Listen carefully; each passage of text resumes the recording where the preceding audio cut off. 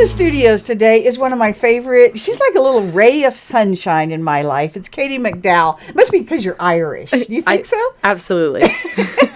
Anyway, Katy has graduated from Benedictine. She's from Colorado, and she's up there doing all kinds of great things at Benedictine. But how I got introduced to you, Katy, was through the leadership group, because way back in 2013, you were one of the leadership people, and I had an opportunity to speak to your group. And I don't know, you and I just clicked.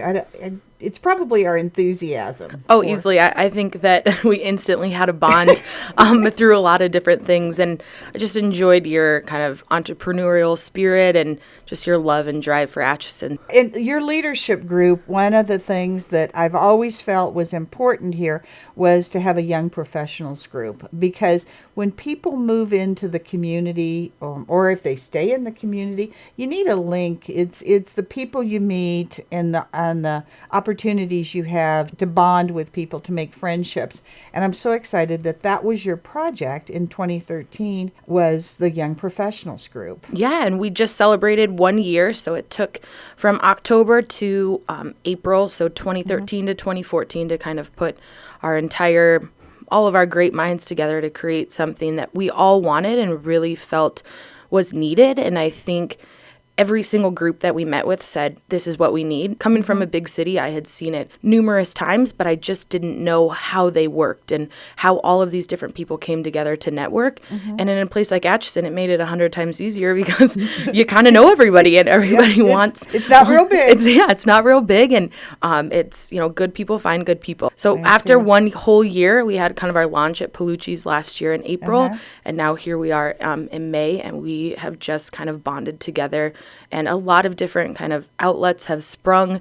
People have come out of the woodworks to say, here's the talents and the skills that I have. Here's how I can help in the community. Maybe it's not, I'm not the most professional person. Maybe I don't get in a suit and tie every single day. Right. But that doesn't make me think that you're any less professional. No. At all. So we've done some really kind of cool projects. We've done really fun stuff. We did a 9 wine and dine out at Bellevue, and we just played crazy golf. And people say, I'm not good at golf. And I said, that's not the point. But probably my most favorite project that we did this year was, after meeting with Jeff Sheely and Curtis Wheeler, Justin Prejean, and myself, we kind of wanted to take cleanup day to the next level. So we drove block by block, and we started looking at some houses and saying, here's what we can do. Here's where we need some help. And we picked a house on North 3rd Street. It happened to be another young professional, single mom that needed some help.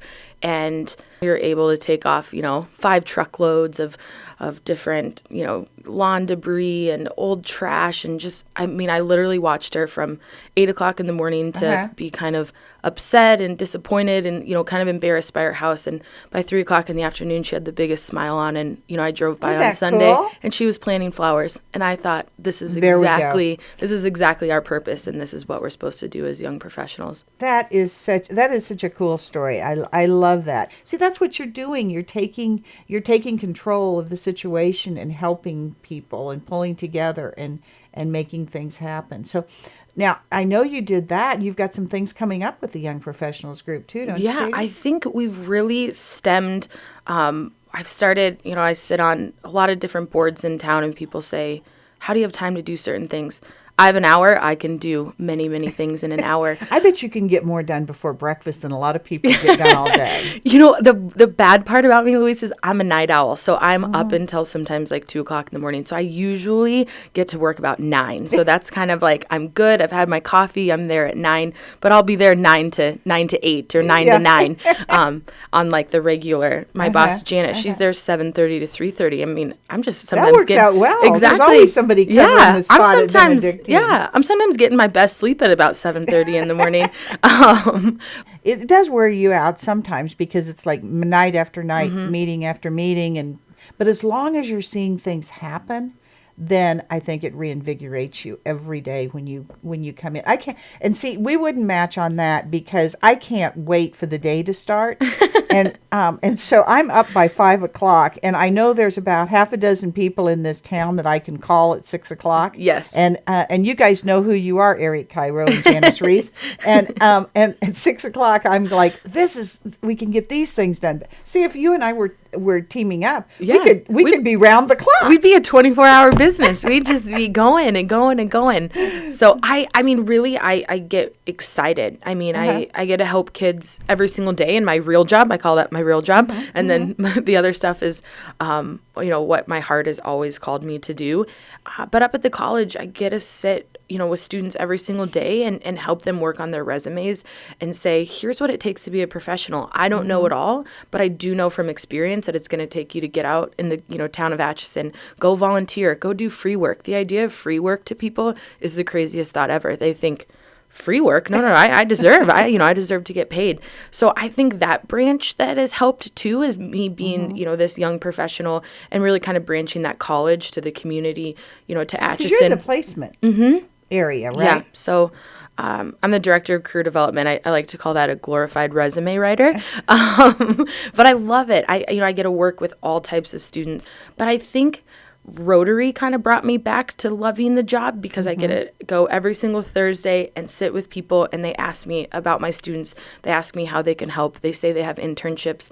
They hand out their business card like, it's the best thing ever, and I hand it to the kids, and they treat it like gold, So that idea that, we're only as good as the people that we find in that center and that core, and Rotary brought me back to like, I budgeted into my schedule every single week, and I actually get heartbroken if I have to miss Rotary. And you can get I know we're kind of plugging Rotary, but you can get so much done.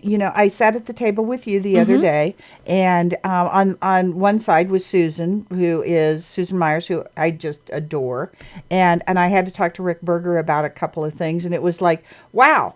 I got to everybody at my table I needed to see in one capacity or another. And it's a team working together. And that's one of the things that's the common thread with this show, because all we do is good news. We don't do anything that's bad news, but it's people that are saying, how can I help you? How can we work together?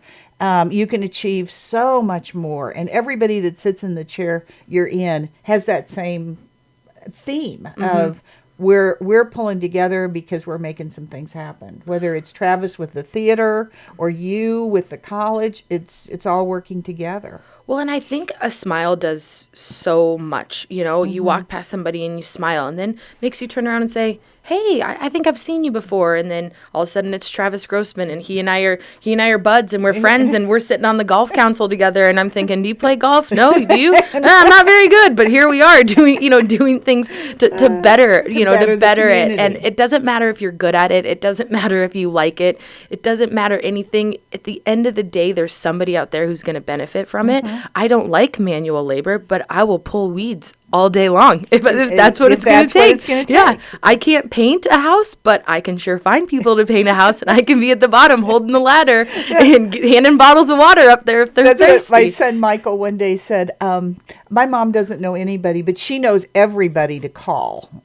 And that's kind of something that I think you and I have in common. Now, the leadership group, you were in the 2013 class that started this. Now, if people are moving into this community, they're young folks that want to get involved, that want to meet some people, how do they contact you?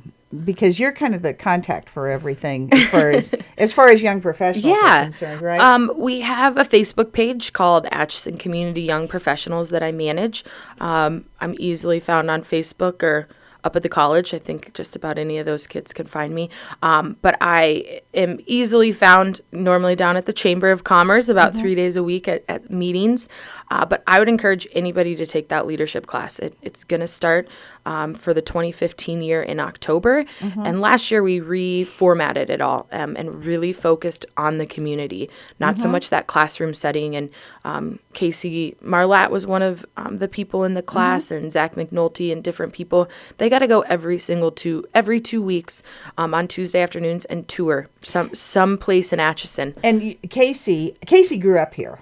And we're pretty close, and she came in and she goes, I just had no idea She grew up here. Her family's got deep roots here. And she said, I just had no idea until I took the leadership class of all the things Opportunities and that were here.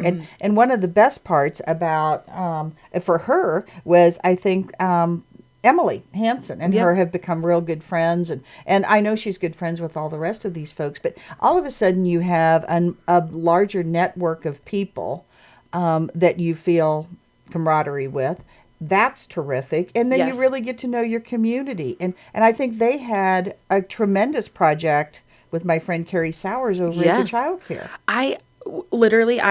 When I took the class, I had thought that it was going to be something similar to that. I thought it was going to be us out in the community, getting to know people, getting to know places, hearing history, and it really wasn't that. So when we had a review, I asked Jackie Prejean, I said, Jackie, can I sit down and talk to you? I said, I kind of have this dream of leadership. I kind of have this idea, and how do we combine it together? She said, I think the same thing.